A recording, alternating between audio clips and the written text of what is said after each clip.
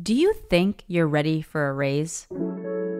We asked you all to share your experiences asking for your first raise, and Juan sent us this message. The first time I asked for a raise, I was very scared, so it was really hard for me. I've been working for around 4 years in this company, and I start to understand how important I was for the team. You have to understand how valuable you are. That's like the biggest lesson I learned from that process. Juan is right that knowing your value is important, but getting your first raise is also about being strategic, paying attention to what's going on at your company and with your boss and even your boss's boss. Welcome to New Here, honest conversations and practical advice to help you play the game called work. I'm Elainy Mata. If you're thinking it's time to ask for your first raise and you aren't sure where to start, this episode is for you. One of the biggest things to realize is that getting a raise is a lot more than just having a conversation with your boss where you ask for more money. It's a process that actually starts on day one of your new job. Today, we'll walk you through how to make the case for your first raise, from laying the groundwork to talking with your boss and the negotiation that follows. Here to help us do that are two guests who both have a ton of experience with career and money matters. Anne-Lyse Ngatta, or Anne-Lyse Wealth, as she's known on her podcast, is a certified public accountant who writes and educates about personal finance. She's also worked in corporate environments like Big 5 accounting firms, where she's learned how to make the case for her own compensation. And Gorick Ng is here too. He's a college career advisor and the author of a book that we think a lot about on this show. It's called The Unspoken Rules: Secrets to Starting Your Career Off Right. Full disclosure, HBR published that book.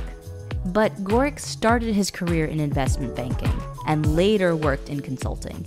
So he has a lot of personal experience to share. Okay, let's get into it. Before I share my story about asking for a raise, I want to ask both of you, do y'all remember the first time that you had to ask for a raise in your first professional job in your career?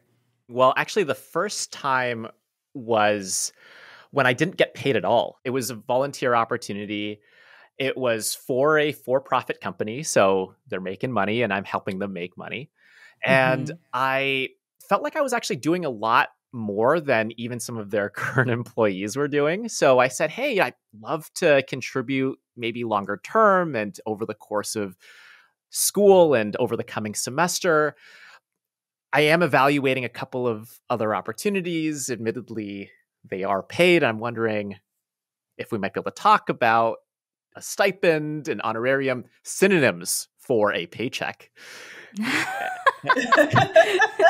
Not straight up. That's really funny. And I think the first time it may have been a gift card, now that I think about it. Really? Yeah, if I hadn't asked, it would have still been zero. Yeah. Wow. So, Anne-Lyse, I'm curious about your first raise story, and then I'll share mine. Oh, sure. The first few years of my career were a little, different than most because the company where I worked, they don't give you an amazing salary to start. But what they did do every year is they give you a really good raise. So I didn't really have to fight for the first 3-4 years to get 15-20% raise. So it took me to get out of that job and start another job and then have the surprise 3-4% raise because I wasn't I wasn't used to that. So I wouldn't call it my first raise, but that was the first time that I actually had to negotiate to get a raise. And it took a few months. I want to say a good 3-4 months, and I did get a nicer bump than 4%.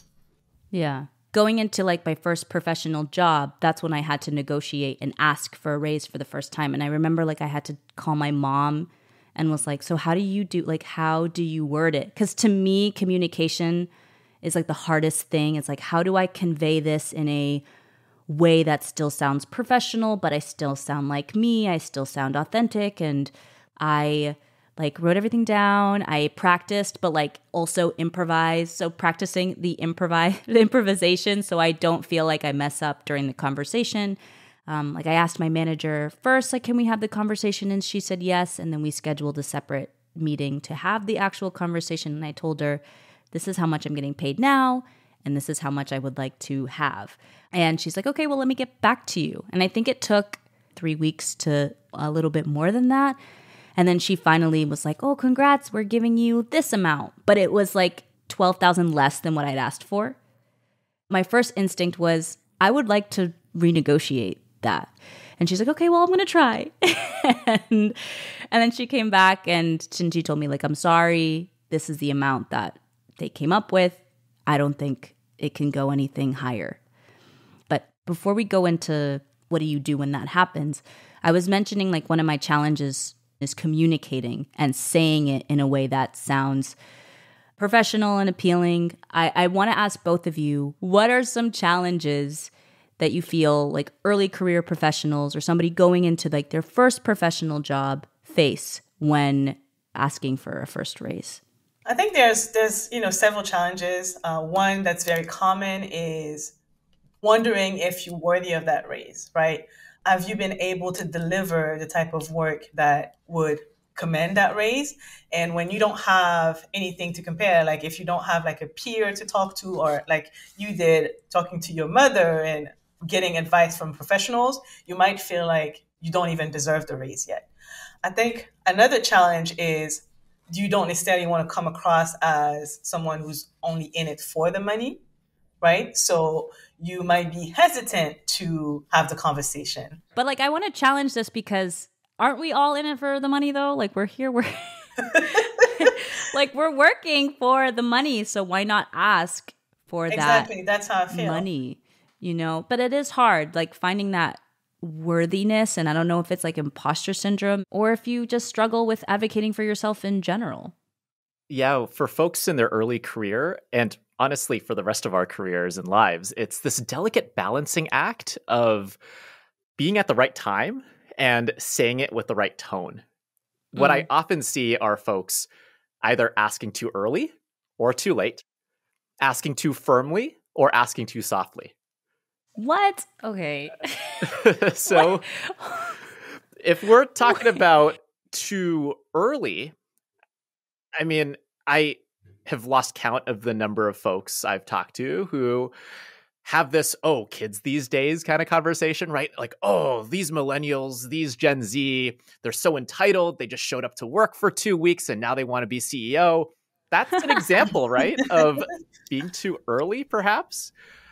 Then there's the opposite end of the spectrum, who are folks who may have that imposter syndrome, may not have an insider in the industry who can whisper in their ear and tell them how things really work, in which case they might wait and wait forever. And those are the folks who are waiting for too long. And then you've got folks who are asking maybe too firmly, who come off as if they're entitled to this promotion, or I demand this, or why isn't it that I'm getting paid this? And all of that is just a matter of tone of voice. Meanwhile, there are also folks who are a little bit too soft on the other end of the spectrum, who end up kind of negotiating against themselves. I mean, I'm just even speaking for myself, right? Where I don't end a question with a question mark, and instead I start negotiating against myself, where I'm like, hey, what if we could talk about this? Oh, but we don't actually have to do this if you don't want to. And like over-explaining. Over-explaining. I do that so much. Yeah. And so it's really this delicate balance of both time and firmness. Yeah. So for both of you, when do you think is a good time to ask? Is it like after this one big project that you've done? Do you wait for 3 big projects that you've done? Like, and all jobs are different. What should one person should be thinking about of like, okay, by this point, I should ask for this raise? And the advice that I've gotten is like, once your job starts to stem out of what your original job description is entailing, like that's when you need to ask. Do y'all agree or disagree? I do agree with that, but sometimes it's also just a matter of like, how long have you been with the company? Because you can join a company and within a month or two, they already are giving you more responsibilities than what the original job description was for. And I think at that time, it might be too soon. I do believe that, if you spend maybe 6 months, then you have a track record of performing and exceeding expectations, and you can make a stronger case. But also, I want to talk about the folks who have been at a company for longer than a year, and they're waiting until the next performance review. I think by then it's probably too late. I think you want to have the conversation at the beginning of the year when the goals are being set, so that you know exactly how you're going to be reviewed, and so that you can keep a record of how you're exceeding expectations, so that when the time comes later in the year, you can go to your manager and say, well, as I mentioned earlier this year, I really want to get a raise. And this is all of the things that I did to warrant me basically asking for a raise. Because the challenge with waiting until performance review time is that the budget might just not be there anymore.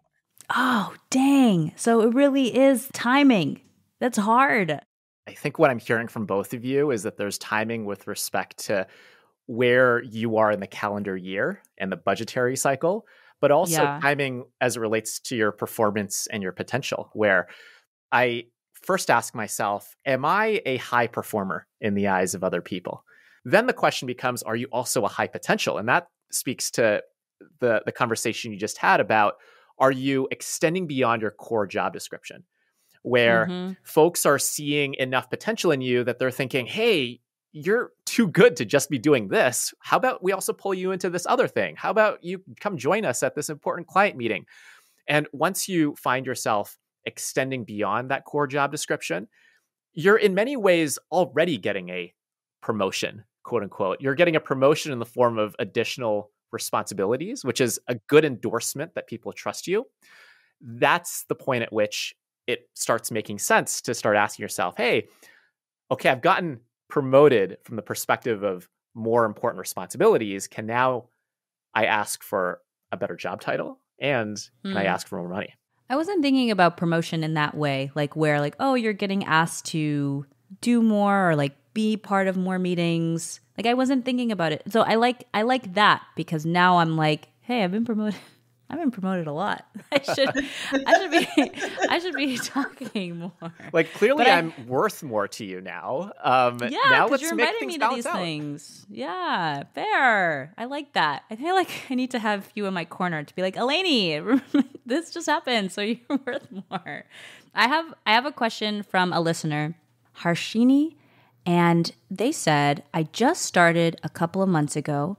The salary listed was 1.5 times the one they offered me since I didn't have enough experience. My manager and my team is happy with my work, and I think I'm delivering results faster than they expect as well. Do you think I can directly ask them for a raise in my salary to 1.5, the original listed salary? Or how long should I wait before I talk about a raise, and how much can I ask for? What do y'all think? If you're at the 6-month mark, you can definitely ask for a raise. You're able then to demonstrate the value that you've been able to bring to the company, to the team, and you are more likely to get a raise or at least be in line to get a raise soon. I think that it's very important, though, to also do some internal research and kind of understand in terms of your company, what is the policy when it comes to raises within the company. So if you're already part of the company, it's unlikely that they'll give you a 50% raise. But once you have the data from the HR department and you know where the company stands in terms of how much you can get percentage-wise increase, then you know what the max is and you can tailor your ask based on that. But I definitely think that if this person has been able to exceed expectations, they've been able to deliver, they can make a case for this. Yeah, I love the advice of doing some research because you really need to have a conversation before the conversation. Where talk about it. Tell me about it. Yeah, well, this is where a raise and the conversation that hopefully leads that raise isn't just something you want to wake up one day and say, okay, I'm going to set up a meeting. In an ideal world, you're coming at this having already had a couple of other conversations with folks around this person or this decision. And that means building allies and mentors at this workplace as early as your first day or even before then to understand how do things actually work around here. Because when I think about this particular case, it sounds like there's a policy, there's what's written, but there might be some ambiguity or some ability to bend those rules. And so the first thing I would try to understand is, okay, where does this experience clause come from? And do they have something very rigid, as in you need to have 2 years of experience, a master's degree, and some work environments really are that rigid. But anything short of that, and maybe there's something about not experience, but contribution. It sounds like Harshini's situation is one where people were expecting that with experience comes a greater ability to contribute, but Harshini was able to contribute so much more despite the lack of experience. Yeah. If that's the case, well, can we revisit this because the spirit of the policy is one of contribution and not experience? That's something you need to learn from a coworker who's been through this process before. You want to be armed with as much information as possible. So that's how you lay the groundwork for getting a raise. Coming up after the break, we're going to talk about that big moment, the actual negotiation with your boss, and strategies to get the outcome you want. Be right back.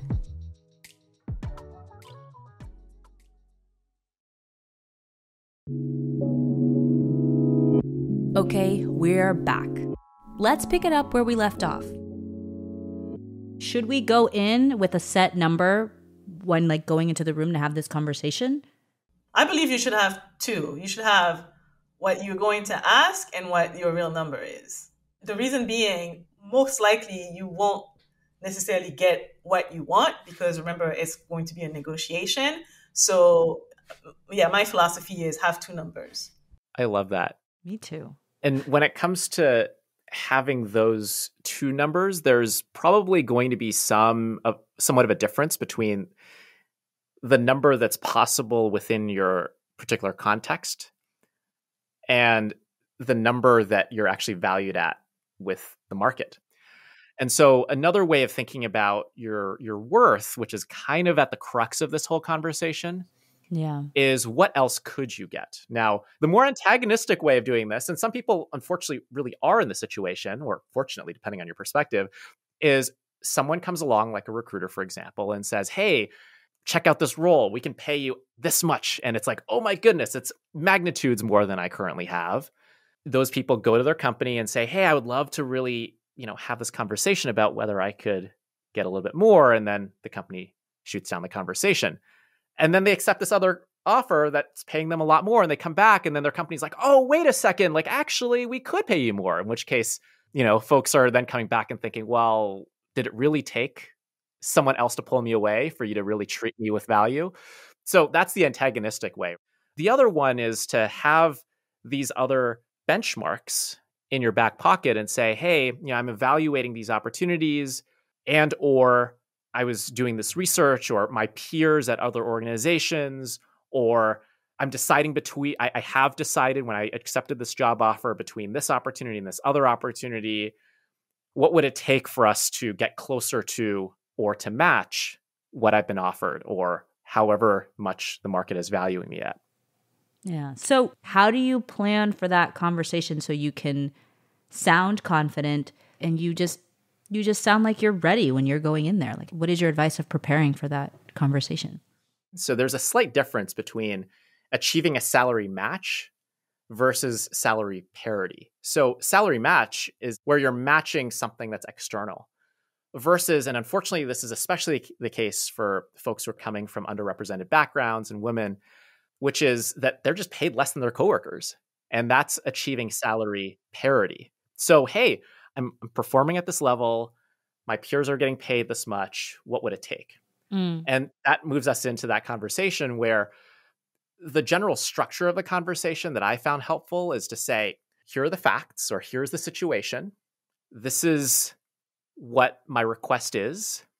What would it take to make this work? So what you're saying is, hey, look, here's the world. Here's the state of things. I would like to respectfully see what we can do to achieve this parity or this match. Can we please have a conversation about what this would take? So you're asking not necessarily for permission, but you're inviting a conversation. And it's much less antagonistic than wow, why are you not treating me well enough? Or I deserve so much more. which might rub folks off in the wrong way. And it's ultimately about whether the other person wants to help you just as much as they can help you. I think it then becomes like the long game of how do I cultivate this relationship or this conversation so that I can meet this final goal. It is that sort of let's plant the seed of the conversation, let's talk about it, let's cultivate it. You're taking care of it. This is the conversation, and you're like taking care of it over time. I love that. Yeah, it does take time, and you're planting seeds and you're inviting a conversation, which will probably lead, as was the case in your situation, to another conversation, to another conversation. Yeah. So what if your boss or your manager, whoever you're asking, seems hostile or disinterested in this conversation? What should you do then? So is it that you maybe caught your manager at the wrong time, or do you think that they're just not invested in your development? So let's say that they're not invested in the development. I'll give you a very honest Yes, answer. yes. I think that's when it's time to start thinking about maybe another position. It could be within the company or outside of the company. But I do think that if your manager is not interested in helping you grow, then beyond this raise, it's going to be a challenge for you to grow within the company. Yeah. Red flag is So we had this conversation or multiple conversations, and how do we wrap it up nicely in a bow? Now, I've seen on TikTok that like once you give the amount, you just be quiet. And I am trying to practice that because I'm also an over-explainer. Like what you were saying, Gorick, earlier was like, oh, I'll negotiate against myself and I'll just like word vomit. And I'll be like, it's okay. Like we could do this. So I've been trying in a lot of different ways, just being like, this is my ask there. And that's it. Which can feel really uncomfortable. But I think it like kind of shows poise and like confidence. Like this is what I'm asking for. But that's my outlook. Gorick, do you agree? Anne-Lyse, do you agree? Like, how do you end the conversation? So I do agree that, once you give your number, you shouldn't try to negotiate against yourself. Like you've already explained how you get to the number. So after that, it's time to just move on and talk about something else. So I would, give my number and then see if there's any reaction from the manager. Typically, you'll get some type of reaction. And then I will try to wrap the conversation by asking when you can follow up. I don't expect you to give me an answer right now. So when would be an appropriate time to follow up with you and pick this conversation back up? And I would, after the meeting, make sure to document what we discussed, sending an email, keeping a nice record of the conversation and repeating the agreement that you had on when you're supposed to follow up. Yeah. And so that just email would be like, thank you again for meeting me today, where we talked about XYZ, and just keep this as a reminder, like we'll be meeting again at this date. Like that's a good structure? Yeah, I'll just add a little fluff around, the fact that always you enjoy working with him, the company, and then just wrap it up exactly as you said. And the reason why I'm mentioning following up with something in writing is something actually happened to me, a few years back. So I had a conversation with my manager, and already, he went back and talked to whomever he needed to talk to. So at that point, it wasn't like official, right? But my manager told me at the time, all right, I already talked to the CFO. We good. We just need to get through this month, right? Yeah. And then 2 months later, my manager leaves, the CFO leaves. Oh my gosh. So now I have to go to HR and say, hi, we're working on this promotion. So can you tell me what's going to happen? And HR asked me, do you have any proof of this? Because we're not aware. Okay. Ah, man. I would have cried. But thank you for sharing that. And Absolutely. Yes, document always, all the time. Well, it's a lesson. Yes. Yes. We're going to lead into this last section, which is the aftermath of what happens after this big conversation. And we have a listener question about this from Florian. And they said, What would you recommend if the supervisor says something like, "We do not have the budget for that," or "We are not able to meet your expectations"? Yeah, I was neither an English major nor a lawyer, but I can't help but like drill down on the specific wording that was used there. Like, we? Like, who's we? Like, is it you? Is it HR? Like, is it your manager? Is it your Would manager's you ask manager? that? Would you challenge and be like, "What do you mean it's me?" That's what would be going through my head. We? I wouldn't. This is not a litigation here, but that would be kind of my first like shower thought, right? Is okay.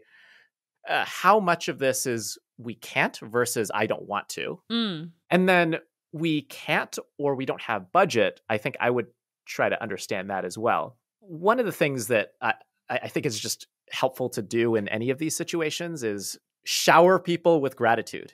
Like, thank you so much for taking the time to look into this for me. I really appreciate your support and your advocacy. I'd love to learn more about the conversation and how I can best navigate next steps. Like, keep it super ambiguous. I totally made that up, so make this your own. And meet with your manager, and this could just be in your next one-on-one.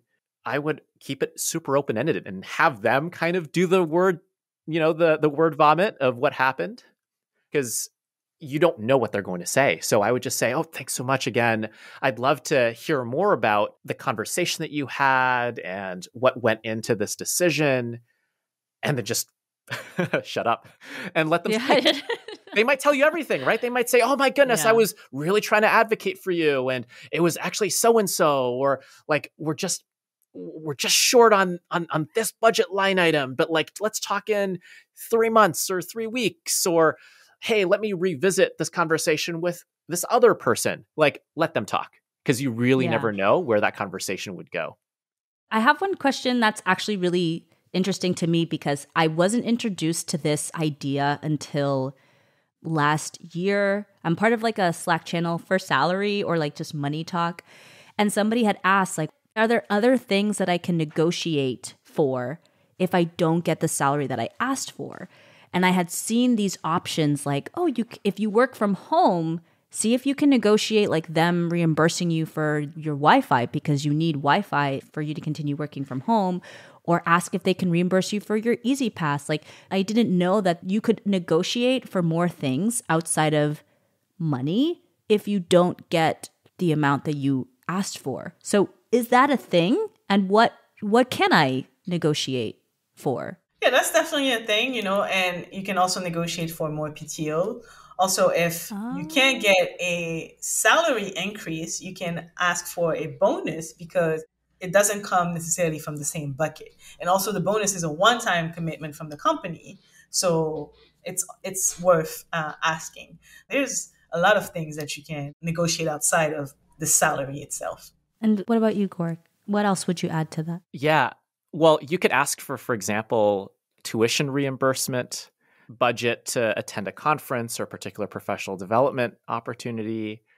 I think the PTO piece is something that you can and should ask for. Like, I'm thinking of a mentee / a friend of mine who was up against some really tight deadlines and a really stressful project and hadn't taken time off for a while, and through just a casual conversation ended up getting like double their vacation days after this major product launch. Wow. So yeah, if you're trick-or-treating and there's like no chocolate left, ask for candy. Totally. I like that analogy. Oh, I love this. I loved this conversation. Thank you so much for having us. Yeah, this is a ton of fun. Thank you. Okay, here are my 3 main takeaways that I got from the conversation. 1, it's never too early to start thinking about how to get your first raise and figuring out that process at your organization. Getting a raise is a long game. It's going to take time.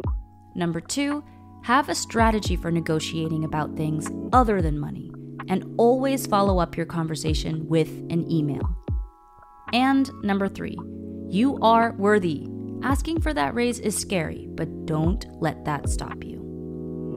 I also want to underscore something that Gorick mentioned kind of in passing that is really important: salary parity.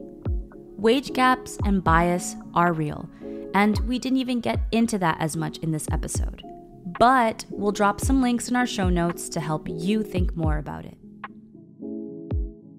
By the way, if you want more advice for career and money, check out Anne-Lyse's podcast. It's called The Dreamers Podcast, and it's available wherever you're listening to this one. And did you know that Gorick has a newsletter called Did You Know? You can subscribe on his website, gorick.com.